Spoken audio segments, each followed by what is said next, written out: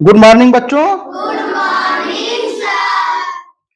तो पिछली क्लास में हम लोग पूर्णांकों के बारे में कुछ न कुछ सीखा है। ठीक है। Yes. हम लोगों ने क्या सीखा कि गणना के काम में सबसे पहले हम लोगों ने ये देखा कि प्राकृतिक संख्याएं क्या होती हैं। ठीक है। Yes. तो कैसे होती है प्राकृतिक संख्या? कितने लोगों को याद है प्राकृतिक संख्याएं किसे कहते हैं? हाँ, जो गिनने के काम में आए। हाँ, गिनने के काम में आए। जो गणना के काम में आने वाली संख्याओं को हम लोग प्राकृतिक संख्या।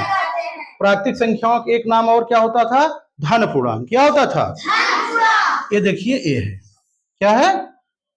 धन पूर्णांक। ठीक है। Yes. प्राकृतिक संख्याएं या धन पूर्णांक, इनका क्या काम है? ये संख्याएं गणना के काम में आती हैं। किस काम में आती हैं? गणना के काम में आती हैं। इसके बाद इन्हीं संख्याओं में हम लोगों ने अगर शून्य को मिला लिया, किसको मिला लिया? शून्य को मिला लिया, तब ये क्या हो गई? पूर्ण संख्याएं। क्या हो गई? तो प्राकृतिक संख्याओं में अगर शून्य को सम्मिलित कर लिया हमने तो क्या बन गई? पूर्ण संख्या। बात आई समझ में? Yes, sir. अब बच्चों, पूर्ण संख्याओं के साथ, पूर्ण संख्याओं में क्या है? 0, 1, 2, 3 से लेकर के अनंत। ठीक। Yes. तो यहां देखो, सबसे छोटी प्राकृतिक संख्या क्या थी? 1। सबसे बड़ी प्राकृतिक संख्या? कोई नहीं, कोई नहीं। और सबसे छोटी पूर्ण संख्या? शून्य। सबसे बड़ी पूर्ण संख्या? कोई नहीं। अब इन पूर्ण संख्याओं में अगर हम ऋणात्मक पूर्णांक को सम्मिलित करते हैं, किसको? तब जो है क्या हो जाता है? पूर्णांक हो जाता है। क्या हो जाता है?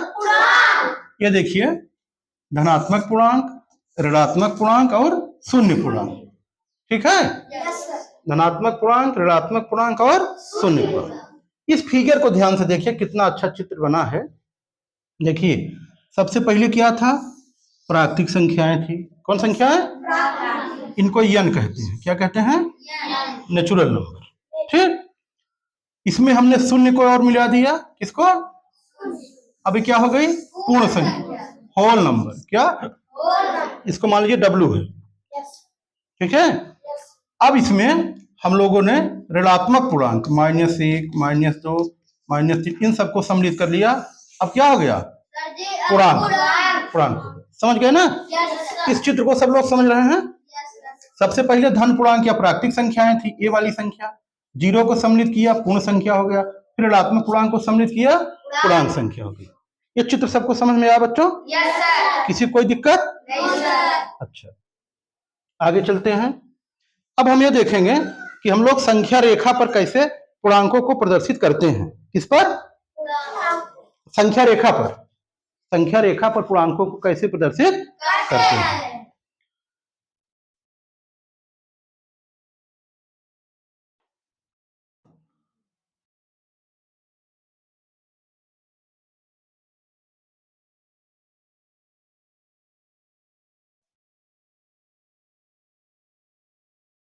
ये देखिए, ये रही हमारी संख्या रेखा। क्या है ये? संख्या रेखा है।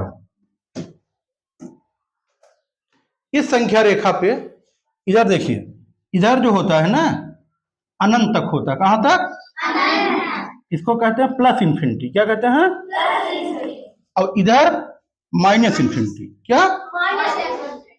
फिलहाल अभी आपको इस पे बहुत नहीं जाना है। अभी जब हम लोग परिमेय संख्याएं पढ़ेंगे, वास्तविक संख्याएं पढ़ेंगे, तब उसको देखेंगे। अभी आप ये समझते चलिए, इधर जाएंगे हमें कभी कोई अंतिम संख्या नहीं मिलेगी, इधर जाएंगे तब भी हमें कोई अंतिम संख्या नहीं मिलेगी। तो ये रही पूर्णांक संख्याएं बच्चों। मध्य में क्या है? संख्या रेखा पे शून्य। क्या है? इसके दाहिनी तरफ, इसके बाईं तरफ, बीच में शून्य पूर्णांक। ठीक है। अब इसकी एक विशेषता है। क्या विशेषता है? कि जब हम बाएं से दाहिने चलेंगे, किधर से किधर? जब हम बाएं से दाहिने चलेंगे तो हमको कैसी संख्या मिलेगी? बड़ी की छोटी? देख के बताओ। देखो, हम बाएं से किधर चलेंगे? दाहिने। तो बड़ी संख्या मिलेगी, छोटी संख्या? बड़ी संख्या मिलेगी। कैसी मिलेगी? और जब दाएं से बाएं चलेंगे तब कैसी संख्या? बहुत अच्छा, आप लोग समझ रहे हैं। अब बच्चों, एक बात और हम सीखेंगे प्रत्येक पूर्णांक का एक विपरीत पूर्णांक होता है। क्या होता है? प्रत्येक पूर्णांक का एक विपरीत पूर्णांक होता है। ठीक है। अब विपरीत पूर्णांक क्या होता है समझो, ध्यान दो। जैसे एक का विपरीत पूर्णांक -1, एक का विपरीत पूर्णांक दुई का विपरीत पूर्णांक, 3 का विपरीत पूर्णांक, 4 का विपरीत पूर्णांक। इसका क्या मतलब हुआ? शून्य के जितना दाहिनी तरफ उतना ही शून्य के बाईं तरफ, तब विपरीत पूर्णांक मिलेगा। सुनो बात भाई, किताब ही तो है, कहाँ किताब को चक्कर में पड़े हो? ये किताब ही तो है, किताब मत देखो, इसको देखो आप। इसका मतलब ये है कि इसको किसी पूर्णांक का विपरीत पूर्णांक जब उसमें हम जोड़ देंगे तो क्या मिल जाएगा? 0। क्या मिल जाएगा? 0। 4 में हम -4 जोड़ेंगे तो क्या मिल जाएगा? 0। अब बात समझ में? 3 में -3 जोड़ेंगे तो क्या मिल जाएगा? 2 में -2 जोड़ेंगे क्या मिलेगा? 1 में -1 जोड़ेंगे क्या मिलेगा? अब समझ गए आप विपरीत पूर्णांक? किसी पूर्णांक का, ठीक है, विपरीत पूर्णांक जब उसमें जोड़ा जाता है तो क्या मिल जाता है? शून्य मिल जाता है। ये बात सबको समझ में आई? किसी को कोई दिक्कत? पीछे विनायक, समझ में आया सबको? ठीक, आगे चलें।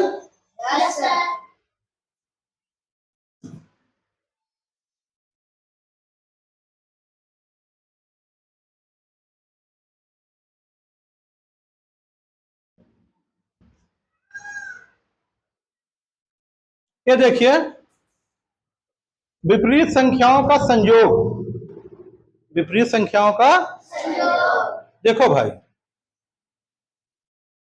ऐसे समझो,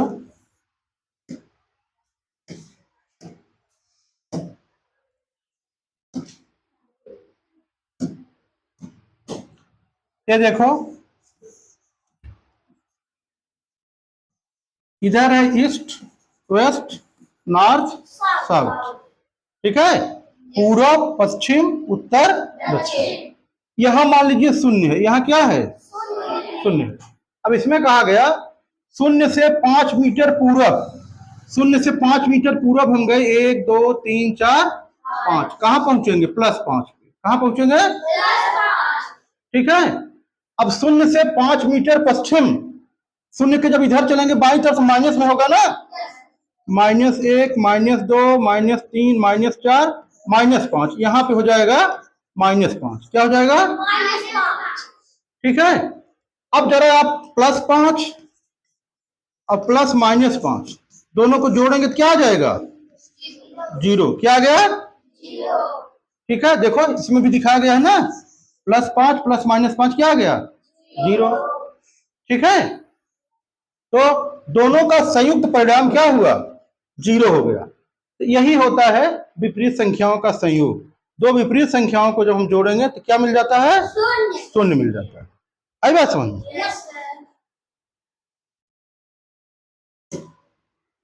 आगे चलिए,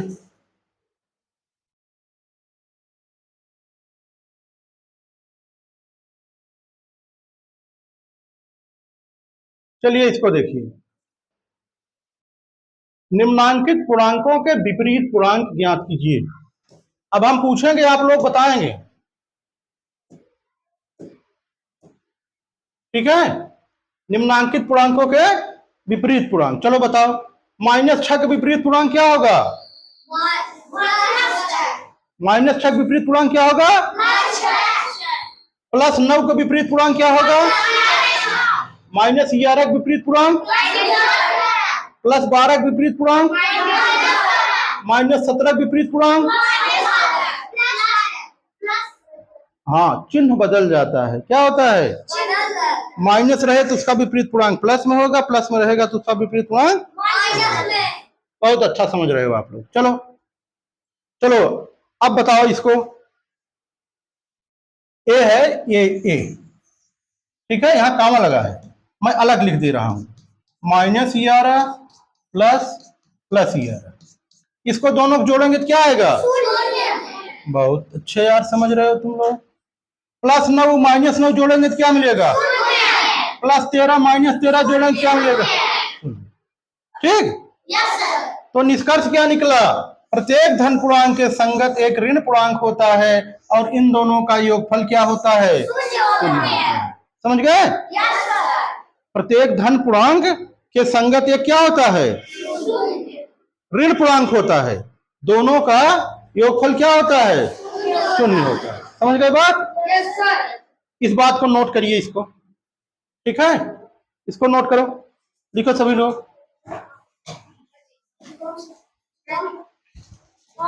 कॉपी में लिखिए, जो निष्कर्ष है उसको लिखिए।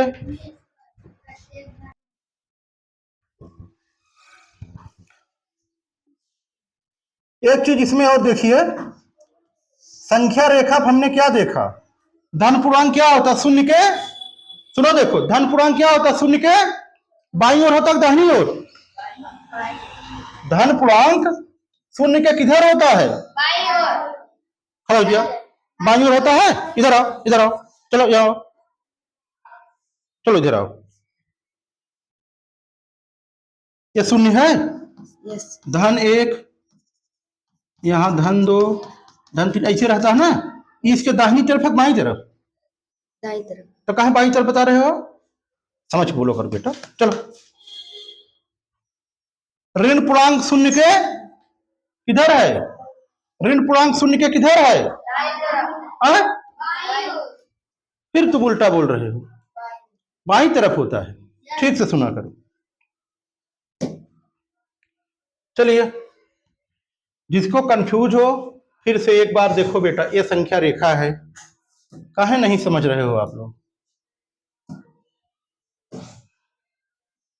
ये संख्या रेखा है, यहाँ 0 हो गया, इधर 1 2 3, ये सब कैसी संख्याएं हैं?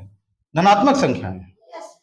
अब इधर ऋण 1 ऋण 2 ऋण 3, कैसी संख्या है? धनात्मक संख्या है। ठीक है?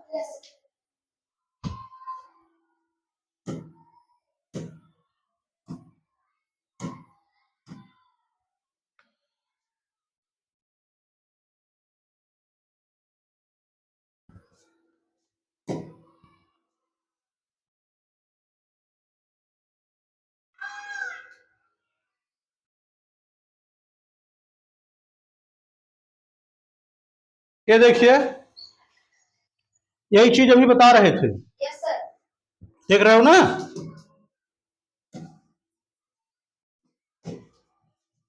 +1 का विपरीत पूर्णांक क्या होगा? -1। +2 का? -2। +3 का? -3। +4 का? -4। इनको परस्पर जोड़ेंगे तो योगफल क्या मिलता है? शून्य मिलता है। अभी आप सबको समझ में? Yes sir.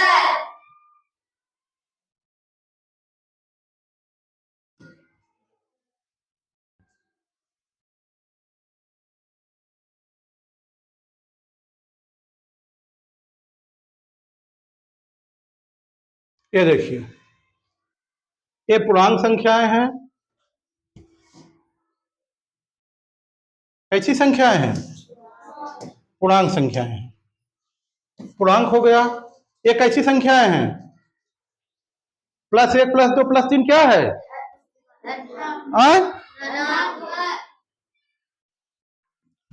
तो ये जो है कैसा पूर्णांक है? ये कैसा पूर्णांक है? और शून्य सहित सभी धन पूर्णांक और ऋण पूर्णांक क्या कहलाते हैं? पूर्णांक। शून्य, धन पूर्णांक, ऋण पूर्णांक मिला के क्या हो गया? पूर्णांक हो गया। ठीक? Yes sir. अब समझो बेटा, अब बहुत मजेदार बात सीखने वाले हैं हम लोग। इसकी बुक जरा थोड़ा उधर करो। जो अभी हम लोगों ने विपरीत पूर्णांक पढ़ा, क्या पढ़ा? विपरीत पूर्णांक। जैसे +5 का विपरीत पूर्णांक क्या होता है? -5। +4 का विपरीत पूर्णांक -4। दोनों को जोड़ते हैं तो क्या मिलता है? शून्य मिलता है। ठीक है? ऐसे पूर्णांकों को हम लोग एक दूसरे का योगात्मक प्रतिलोम कहते हैं। क्या कहते हैं? दिखाया है ना, योगात्मक प्रतिलोम। कोई अगर पूर्णांक a है, धन a है, इसका योगात्मक प्रतिलोम क्या होगा? माइनस।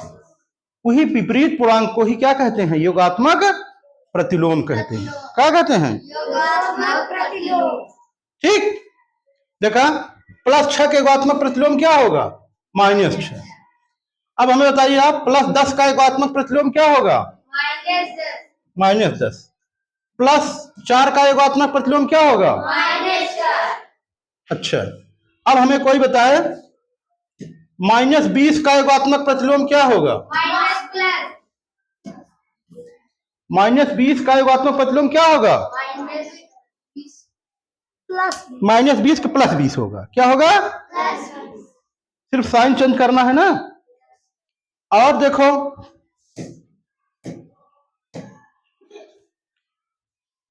शून्य का एकात्मक प्रतिलोम क्या होगा? शून्य ही होगा, क्योंकि शून्य में शून्य जोड़ेंगे क्या आएगा? शून्य ही आएगा।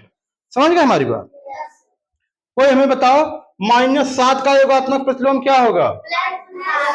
क्या होगा? +7। अब +7 का एकात्मक प्रतिलोम क्या होगा? ठीक। अब कोई नहीं भूलेगा ना? कल फिर पूछेंगे, भूलना नहीं चाहिए किसी को। ये के बहुत अच्छी तरह से इसको याद कर लेना। शून्य का एकात्मक प्रतिलोम क्या होता है? शून्य ही होगा। शून्य का एकात्मक प्रतिलोम शून्य ही होगा।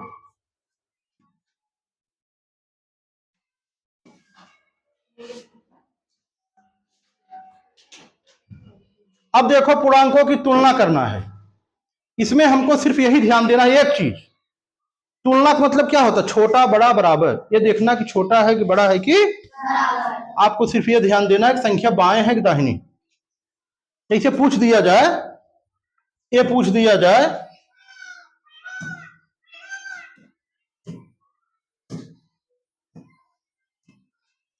कि -3 बड़ा है कि -2 बड़ा है?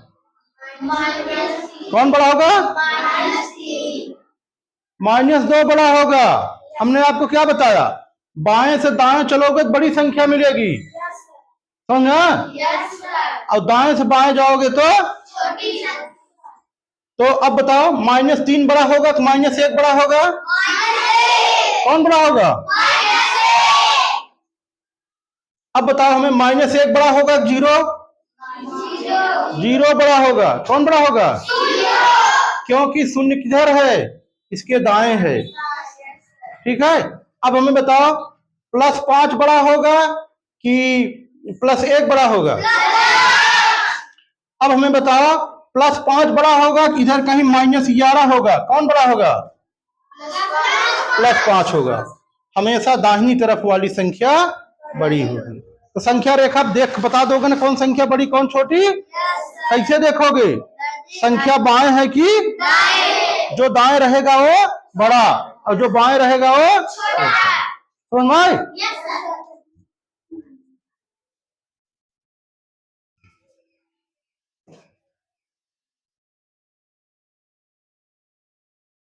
देखो ध्यान से, ये बात याद रखिए, प्रत्येक धन पूर्णांक समस्त ऋण पूर्णांकों से बड़ा होता है। शून्य प्रत्येक धन पूर्णांक से छोटा होता है। शून्य प्रत्येक ऋण पूर्णांक से बड़ा होता है। बड़े पूर्णांक का योगात्मक प्रतिलोम छोटे पूर्णांक के योगात्मक प्रतिलोम से छोटा होता है। इतनी बातें आपको ध्यान में रखना है। आई बात समझ में? आप संख्या रेखा देखते जानते रहो, सब समझ जाओगे। इसको याद करने का आपको जरूरत नहीं पड़ेगी, लेकिन आप ये जानते रहो कि संख्या रेखा जो दाहिने होगा वो सदैव बड़ा होगा। शून्य देखो, शून्य सभी ऋणात्मक संख्याओं से दाहिने है कि नहीं है? शून्य सभी ऋणात्मक संख्या दाहिने है, तो शून्य सारी ऋणात्मक संख्याओं से बड़ा होगा। अगर हम कहें माइनस में 1000 बड़ा है कि शून्य बड़ा है? कौन बड़ा होगा? ऋणात्मक संख्या से हमेशा शून्य बड़ा होगा। और शून्य के दाहिने क्या है? धनात्मक पूर्णांक है, तो धनात्मक पूर्णांक क्या होगा? सदैव शून्य से बड़ा होगा। समझ गए बात? अच्छा, अब हम लोग बहुत महत्वपूर्ण, ये जीवन भर आपको गणित पढ़ेंगे तो काम देगी, पूर्णांकों का निरपेक्ष मान। क्या पढ़ेंगे? ये देखिए, बहुत, इसको बच्चों ऐसे लिखते हैं, जैसे कोई पूर्णांक ए है,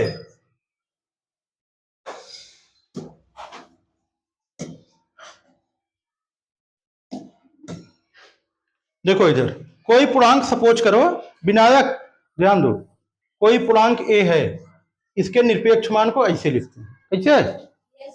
दो इस तरह से लाइन खींचेंगे उसके बीच में, ठीक है? इसको क्या पढ़ते हैं? पूर्णांकों का निरपेक्ष या मॉड ए कैसे कहते, क्या कह सकते हो, मॉड ए, मॉड ए। इसे 6 लिखा गया है, क्या है, मॉड 6, मॉड 6। इसकी वैल्यू क्या होगी, 6 होगी, क्या होगी, ठीक। और अगर -6 है तब क्या होगा, तब भी 6 होगा, तब भी क्या होगा, ये कभी ऋणात्मक नहीं होता है, क्या होता है, चाहे ऋणात्मक रहे चाहे धनात्मक रहे, सदैव क्या होगा, धनात्मक ही होगा, सदैव क्या होगा। जैसे देखो, अगर हम कहें -8, क्या हो जाएगा इसका मान, 8। -10 क्या हो जाएगा, अगर कहें 0 तो 0 0 ही रहेगा, ठीक है। और देखो, अगर हम, अच्छा